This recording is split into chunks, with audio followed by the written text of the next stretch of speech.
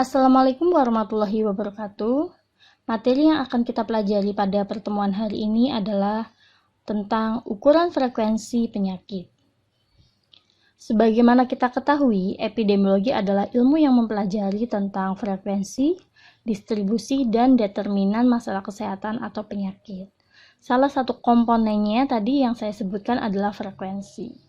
Karena adanya frekuensi ini, maka dibutuhkan ukuran yang menunjukkan banyak sedikitnya kejadian penyakit dan akibat penyakit pada populasi, baik itu morbiditas atau angka kesakitan maupun mortalitas atau angka kematian. Ukuran-ukuran inilah yang disebut dengan ukuran frekuensi penyakit. Secara garis besar, ukuran frekuensi penyakit dibagi jadi 4. Yang pertama ada hitung, yang kedua proporsi, yang ketiga rasio, dan yang keempat adalah rates. Apa sih yang disebut dengan ukuran frekuensi hitung? Ukuran frekuensi hitung adalah jumlah absolut individu yang memenuhi kriteria tertentu. Misalnya, saat ini total kasus COVID di Indonesia adalah sebanyak 400.000 kasus. Nah, angka 400.000 inilah yang disebut dengan hitung. Atau misalnya contoh lainnya, jumlah kasus baru per hari di Indonesia yang digambarkan di grafik berikut. Di sini bisa kita lihat grafik perkembangan kasus terkonfirmasi positif COVID per harinya di Indonesia. Nah, di sini kita bisa melihat angka ada 3.267, 3.906, 4.127, dan seterusnya. Angka inilah yang disebut dengan ukuran frekuensi hitung. Kemudian, apa sih manfaat ukuran frekuensi hitung ini? Yang pertama adalah untuk mendeteksi kecenderungan penyakit atau trends. Nah, ini yang bisa kita lihat di grafik ini. Kita bisa tahu trendsnya itu seperti apa. Kemudian yang kedua, untuk merencanakan program kesehatan, dengan kita tahu jumlah kasus atau jumlah masalah kesehatan, kita bisa lebih terarah lagi untuk merencanakan program kesehatan. Kemudian manfaat yang ketiga adalah untuk membuat kebijakan, dan manfaat yang lain adalah untuk bisa mengestimasi besarnya sumber daya yang dibutuhkan untuk mengatasi masalah kesehatan. Contohnya misalnya ketika kasus COVID-19 ini di Indonesia semakin meningkat, otomatis dibutuhkan fasilitas rumah sakit yang lebih memadai, dibutuhkan jumlah kamar yang cukup, dibutuhkan jumlah obat, suplemen, vitamin yang lebih banyak. Dengan kita tahu seperti ini, kita bisa mengestimasi berapa sih kebutuhan dokternya, berapa kebutuhan perawat, berapa kebutuhan kamar, kemudian obat, suplemen, dan sebagainya. Namun, angka ukuran frekuensi hitung ini juga memiliki keterbatasan.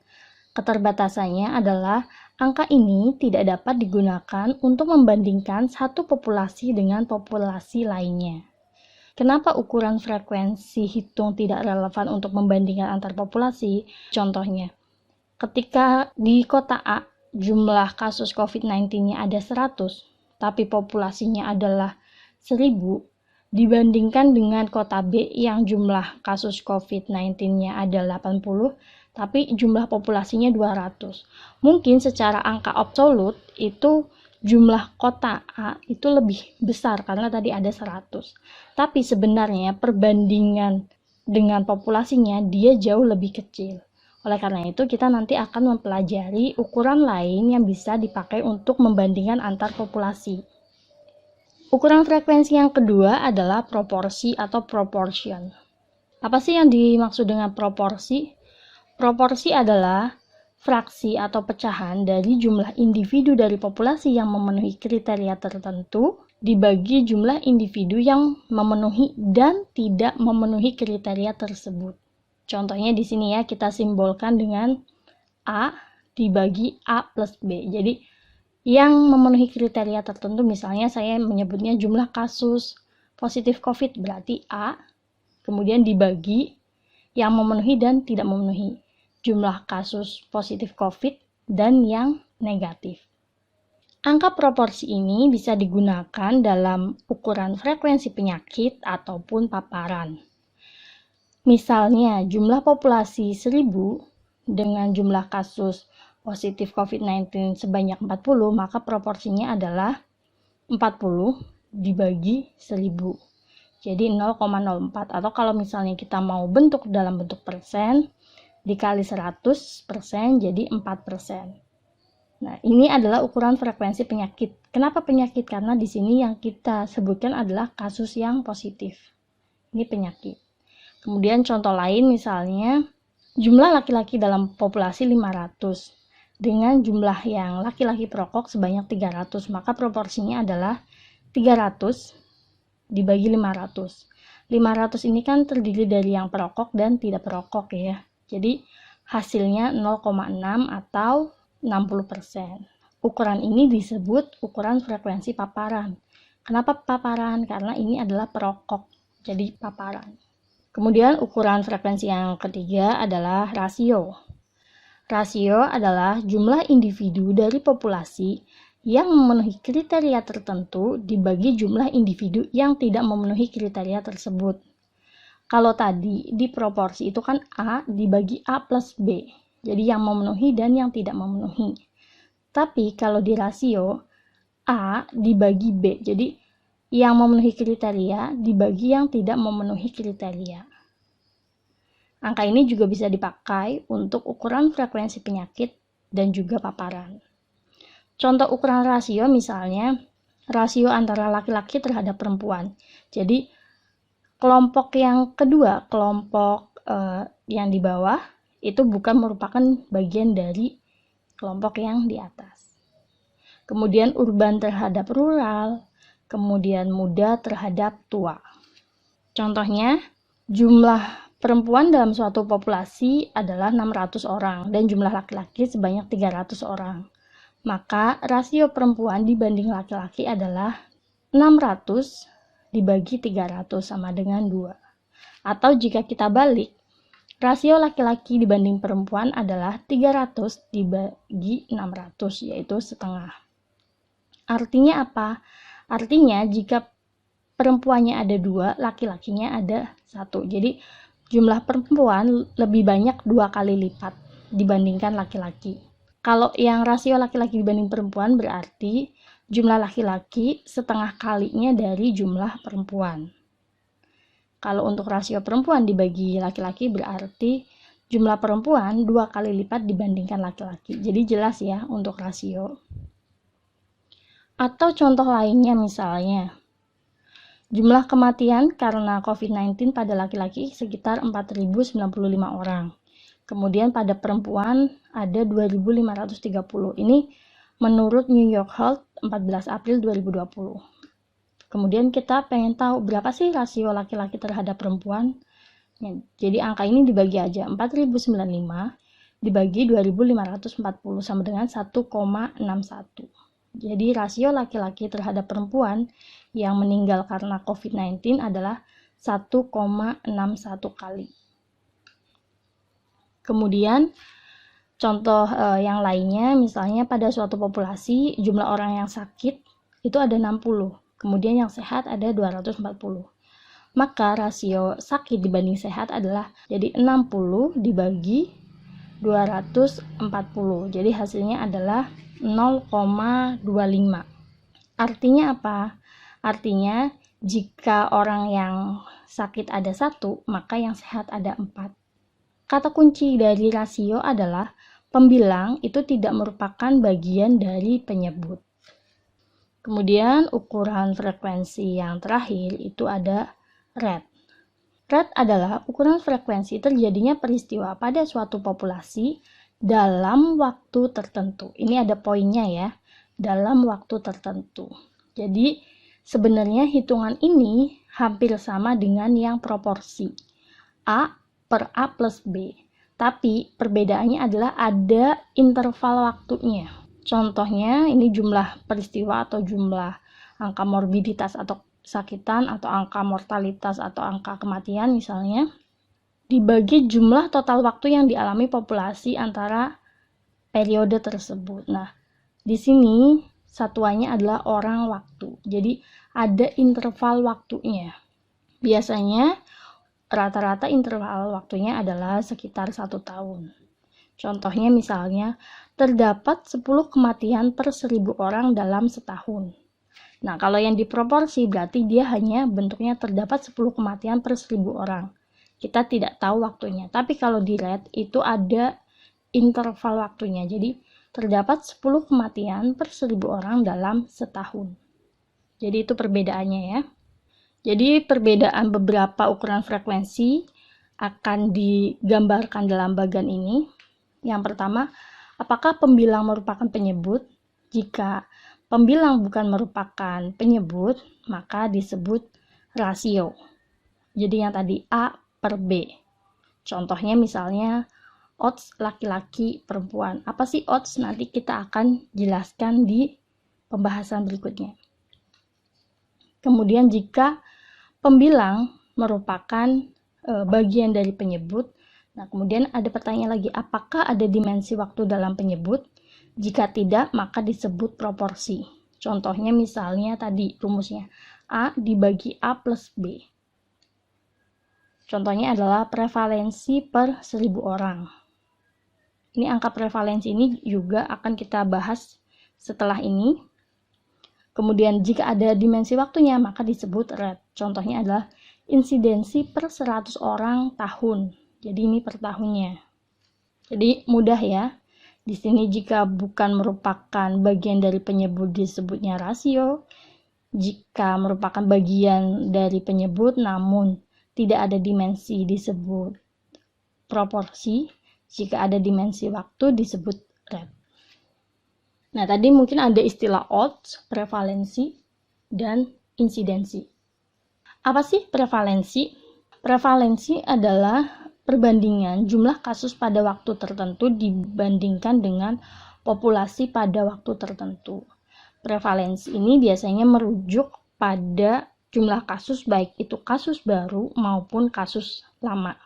Prevalensi bisa juga dinyatakan dalam proporsi, dalam persen, maupun jumlah kasus per 10.000 orang atau bahkan per 100.000 orang, per 1 juta orang, dan seterusnya. Manfaat dari angka prevalensi adalah sebagai indikator besarnya beban penyakit atau burden of disease, khususnya untuk penyakit kronis yang jangka waktunya panjang. Ada dua macam prevalensi, yaitu prevalensi titik dan prevalensi periode. Prevalensi titik itu adalah jumlah kasus pada satu titik waktu dibagi populasi pada titik waktu yang sama. Sedangkan prevalensi periode itu adalah jumlah kasus selama suatu periode dibagi rata-rata populasi dalam periode itu. Nah, periode waktu ini biasanya sekitar 12 bulan atau 1 tahun. Jadi, jika prevalensi titik itu memotret satu titik kejadian, kalau prevalensi periode itu memotret dalam suatu periode waktu. Kemudian ada kumulatif insiden. Kumulatif insiden disebut juga risiko atau insiden proportion atau attack rate. Ini yang di pertemuan sebelumnya sudah pernah ada mungkin dibahas tentang attack rate. Apa sih itu? Jadi, kumulatif insiden menunjukkan resiko atau probabilitas terjadinya kasus penyakit pada satu populasi selama periode waktu tertentu. Rumusnya adalah jumlah kasus baru pada periode waktu itu dibagi populasi berisiko di awal periode. Periode waktunya juga biasanya selama 12 bulan atau 1 tahun. Contohnya misalnya populasi beresiko sakit stroke di awal tahun itu ada 1000 orang. Kemudian jumlah kasus barunya adalah sekitar 150 orang. Maka kumulatif insidennya adalah 150 dibagi 1000 sama dengan 0,15 atau 15%. Artinya apa? Artinya probabilitas atau kemungkinan terjadinya stroke pada populasi tersebut selama setahun adalah 15%. Kalau tadi prevalensi itu biasanya diistilahkan dengan jumlah kasus baru dan kasus lama, maka insiden itu diistilahkan dengan adanya jumlah kasus baru. Jika kumulatif insiden dilambangkan dengan R, maka komplement R adalah 1 min R, yaitu probabilitas kumulatif kelangsungan hidup. Jadi tadi kumulatif insiden adalah probabilitas kesakitan atau probabilitas morbiditas atau mortalitas, maka komplemennya adalah 1 min R, yaitu probabilitas kumulatif kelangsungan hidup. Misalnya, kumulatif insiden terjadinya kematian pada periode waktu tertentu adalah 0,2. Maka probabilitas kumulatif kelangsungan hidup pada periode tersebut adalah 1 dikurangi 0,2 sama dengan 0,8 atau 80%. Jadi ini adalah kebalikan dari kumulatif insiden. Kumulatif insiden juga memiliki keterbatasan. Keterbatasannya adalah yang pertama, desain studi yang menghasilkan kumulatif insiden adalah cohort dan eksperimen. Jadi untuk desain studi seperti cross-sectional, case control, ini tidak bisa menghasilkan kumulatif insiden. Apa sih perbedaan antara cross-sectional, case control, cohort, dan eksperimen? Itu akan kita bahas di materi berikutnya. Kemudian keterbatasan yang kedua adalah setiap subjek penelitian harus diikuti selama periode waktu tersebut, karena ada kemungkinan subjek itu meninggal karena sebab lain atau adanya loss of follow-up. Dan keterbatasan yang ketiga adalah beberapa penyakit terjadi lebih dari sekali atau recurrent. Nah, ini akan sulit untuk menentukan kumulatif insidennya.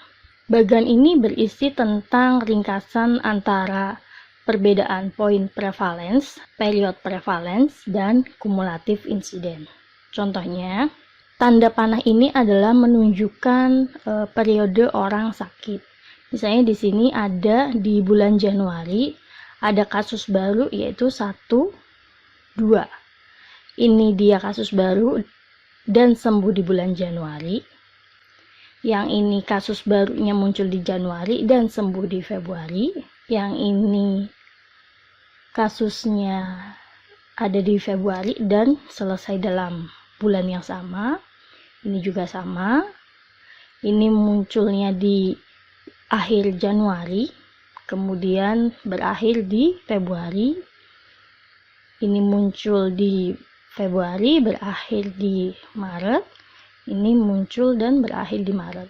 Jadi ini menggambarkan periode seseorang terkena penyakit. Contohnya, populasinya ada 20 orang. Kemudian di sini ada orang yang sakit. Jika poin prevalence 28 Februari, maka hasilnya adalah kita cari kasus yang terjadi di 28 Februari. Taunya dari mana ini? Jadi ini di akhir bulan Februari, kasus yang terjadi adalah ada 1. Maka 1 dibagi populasi. Jadi 1 dibagi 20 sama dengan 5%. Ini saya buat dalam bentuk persen ya. Kemudian period prevalence selama Februari. Jadi ini ada periode waktu selama Februari. Nah, kita hitung ada berapa orang sih yang sakit di bulan Februari. Di sini ada 1, 2, 3, 4, 5, 6. Jadi, period prevalence selama Februari adalah 6/20 sama dengan 30%. Kemudian, kumulatif insiden selama Februari. Ingat, prevalence itu kasus lama dan kasus baru, insiden itu adalah kasus baru.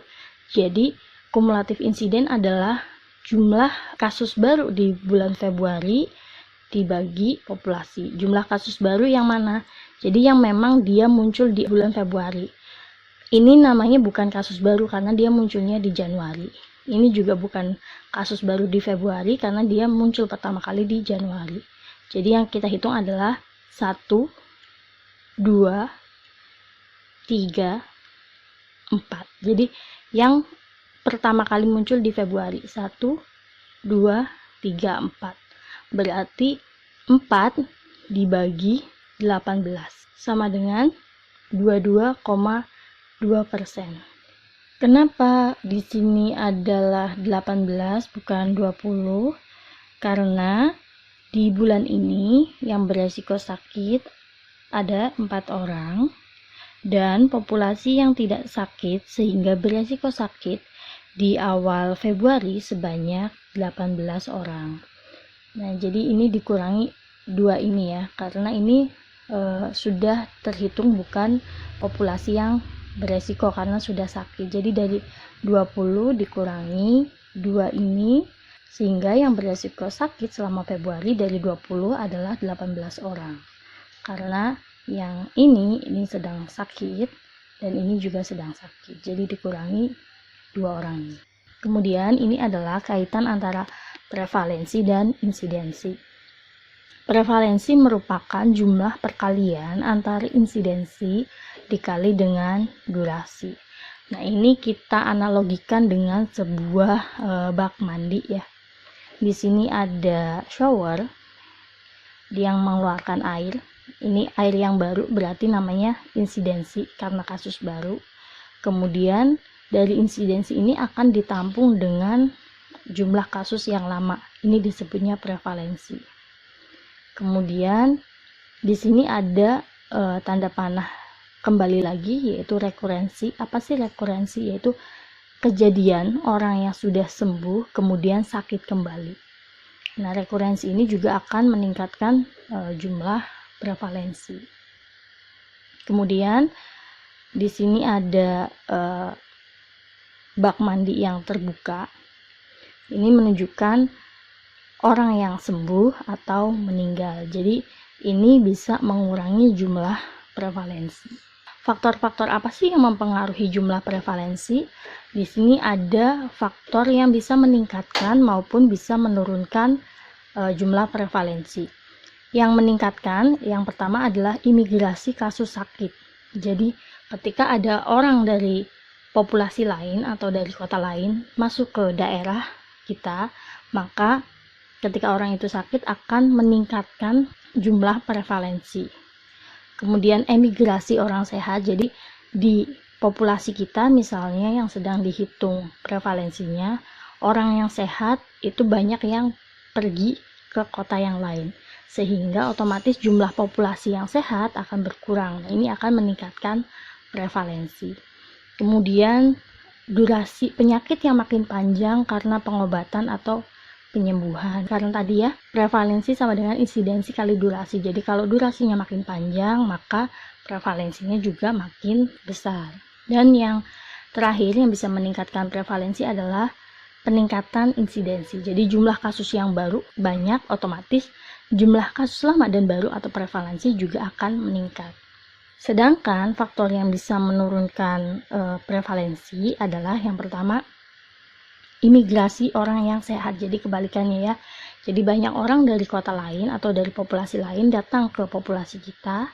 Orang itu sehat, otomatis angka prevalensi kita akan menurun karena rasio tadi perbandingan antara orang sakit dengan populasi berbeda. Kemudian emigrasi kasus yang sakit. Jadi orang-orang yang sakit di kota kita atau di populasi kita banyak yang keluar kota sehingga angkanya akan menurun. Kemudian ada perbaikan angka penyembuhan atau adanya penurunan durasi. Kemudian adanya peningkatan angka kematian. Jadi ketika angka kematian ataupun angka kesembuhannya meningkat, otomatis prevalensi akan turun. Dan adanya penurunan insidensi. Sedangkan faktor yang mempengaruhi insidensi ini juga ada dua, yaitu ada yang bisa meningkatkan insidensi dan ada yang bisa menurunkan insidensi. Yang pertama adalah peningkatan resiko. Ini adalah faktor yang bisa meningkatkan insidensi. Jadi ketika orang yang terpapar bertambah, maka kemungkinan insidensinya akan meningkat. Jadi kemungkinan terjadinya kasus baru akan meningkat. Kemudian kegagalan program pencegahan penyakit. Misalnya ketika kita menggalakkan suatu program untuk memberantas penyakit menular, tapi program itu gagal. Contohnya misalnya ketika saat ini COVID-19, programnya adalah 3M, tapi banyak masyarakat yang tidak memakai masker, tidak menjaga jarak, kemudian tidak mencuci tangan. Nah, ketika program ini gagal, maka kemungkinan kejadian kasus baru juga akan terjadi peningkatan. Kemudian, faktor yang bisa menurunkan insidensi apa aja sih? Yang pertama, perubahan riwayat alamiah penyakit, misalnya terjadi perubahan patogenesitas penyakit. Jadi misalnya penyakitnya virulensinya jadi menurun atau penyakitnya tidak bisa berkembang biak. Nah, ini juga bisa menurunkan insidensi. Tapi kebalikannya, jika patogenesitasnya atau virulensinya malah meningkat atau virus atau bakteri bisa bermutasi dengan dampak yang lebih buruk, maka kejadian insidensinya juga akan meningkat. Kemudian keberhasilan program pencegahan penyakit. Kita tahu bahwa ketika programnya berjalan dengan baik, maka jumlah kasus barunya akan menurun. Kemudian yang terakhir adalah jumlah orang yang terpapar berkurang, otomatis kasus baru yang akan terjadi akan menjadi berkurang, jadi insidensi akan menurun. Kemudian angka berikutnya adalah attack rate. Istilah ini sudah kita pakai di pertemuan kemarin ya, di epidemiologi penyakit menular. Ini ada attack rate. Apa sih attack rate? Attack rate adalah jumlah kasus baru pada kelompok terpapar dibagi jumlah orang pada kelompok yang terpapar. Istilah attack rate biasanya digunakan untuk mengukur frekuensi penyakit dengan masa inkubasi yang pendek. Tadi di slide sebelumnya dibahas bahwa kumulatif insiden juga kadang disebut dengan attack rate. Bedanya adalah kumulatif insiden biasanya untuk periode yang lebih panjang. Kalau attack rate biasanya untuk periode atau masa inkubasi yang lebih pendek. Contohnya misalnya kejadian wabah keracunan atau outbreak keracunan. Ini ada contoh kasusnya, misalnya pada suatu pesta terjadi outbreak. Sebanyak 200 orang datang dan mengkonsumsi makanan Z. Sampai 2 hari sejak pesta, tercatat 4 orang itu mengalami gejala muntah dan diare. Maka attack rate selama 2 hari adalah 40, jadi 40 orang yang mengalami muntah dan diare dibagi jumlah populasi yang mengkonsumsi makanan Z, jadi populasi yang terpapar. Hasilnya 0,2 atau 20%. Kemudian untuk menentukan apakah benar bahwa makanan Z ini adalah penyebab outbreak atau bukan, maka harus dihitung attack rate pada orang yang datang ke pesta tapi tidak mengkonsumsi makanan Z, kemudian dibandingkan. Jadi apakah perbedaan attack rate-nya cukup signifikan atau tidak.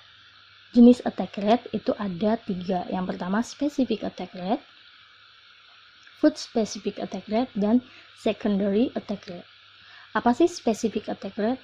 Specific attack rate adalah proporsi kelompok individu dengan karakteristik tertentu yang mengalami penyakit di antara kelompok individu yang terpapar. Jadi kata kuncinya ada pada karakteristik tertentu. Contohnya misalnya karakteristik usia, jenis kelamin, pekerjaan, dan lain sebagainya.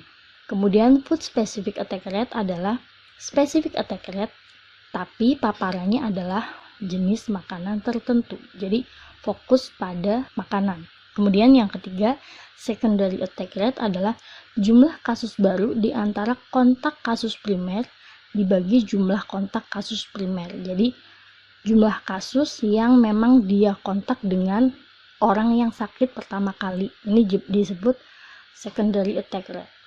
Ini penjelasan lebih lanjutnya tentang specific attack rate.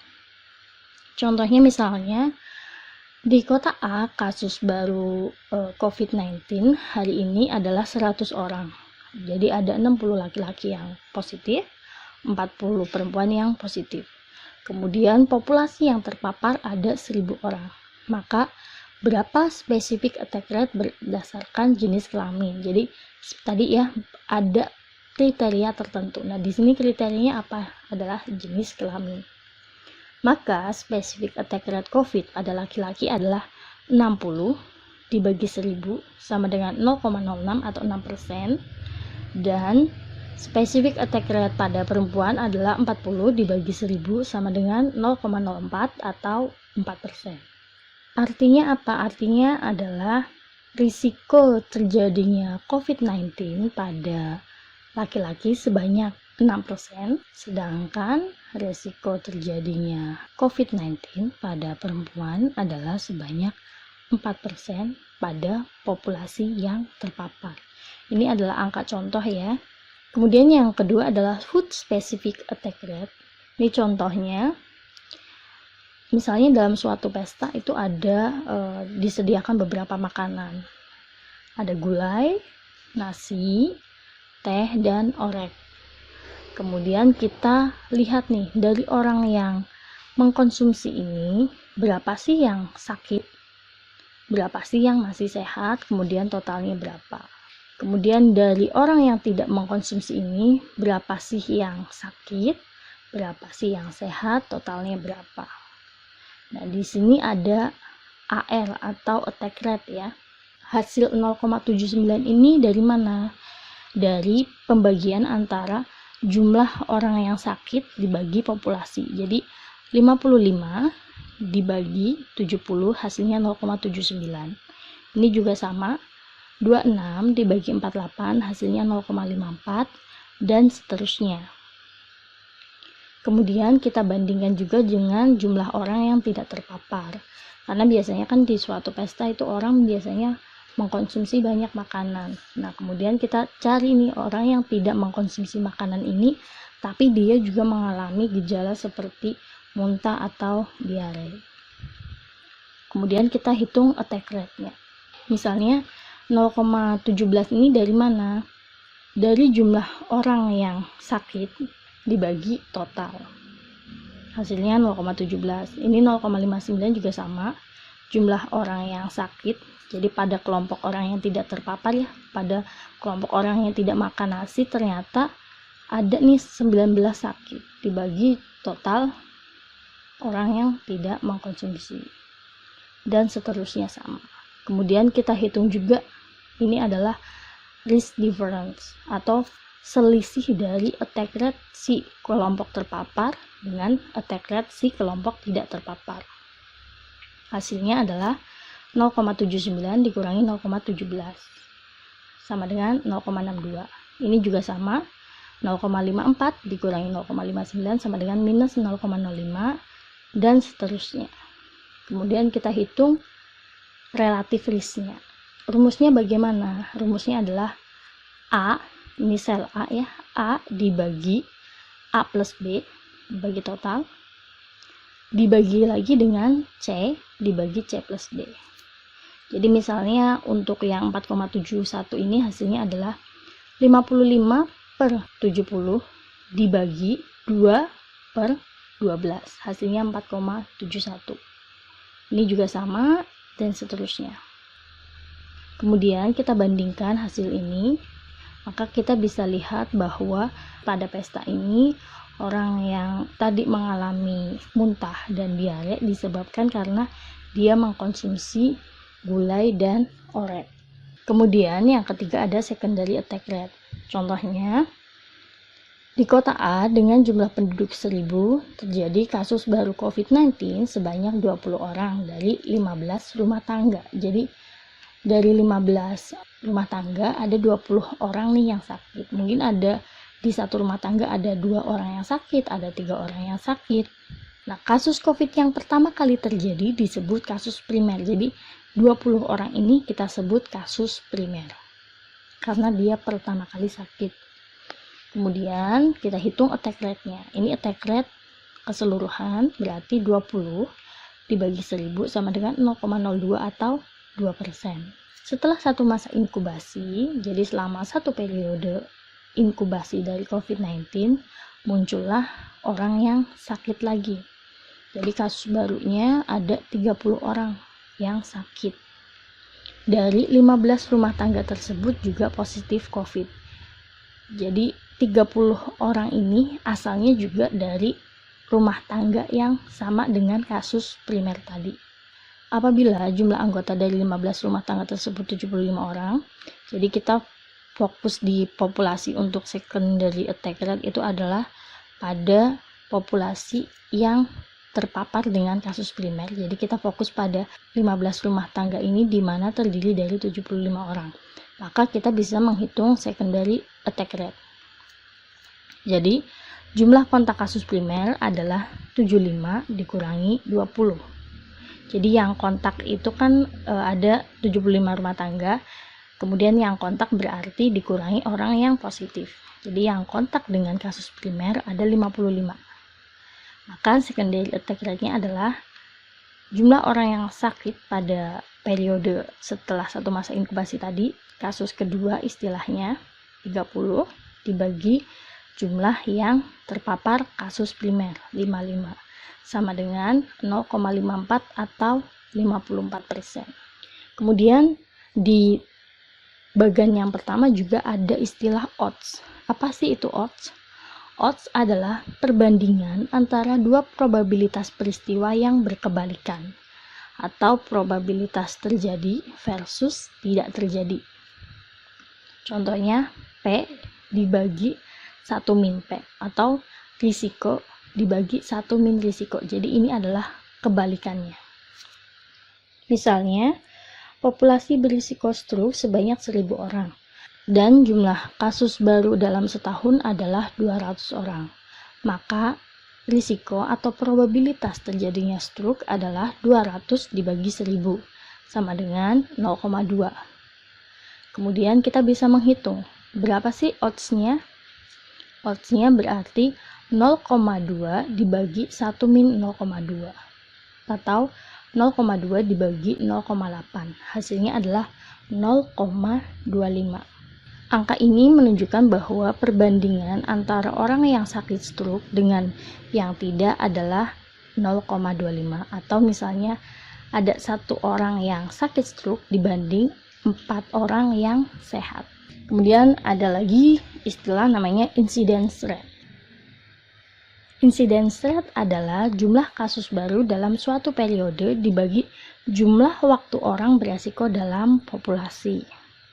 Incidence rate ini menunjukkan kecepatan terjadinya penyakit pada suatu populasi dalam periode waktu tertentu. Apa sih perbedaan antara kumulatif insiden dengan incidence rate? Ini perbedaannya ada di pembilangnya. Pembilang pada incidence rate adalah orang waktu, sedangkan pembilang pada cumulative incidence adalah populasi. Jadi di rumus cumulative incidence ini adalah populasi saja.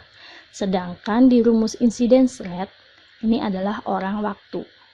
Karena tadi ya fungsi incidence adalah untuk melihat kecepatan terjadinya penyakit, maka ada satuan waktunya.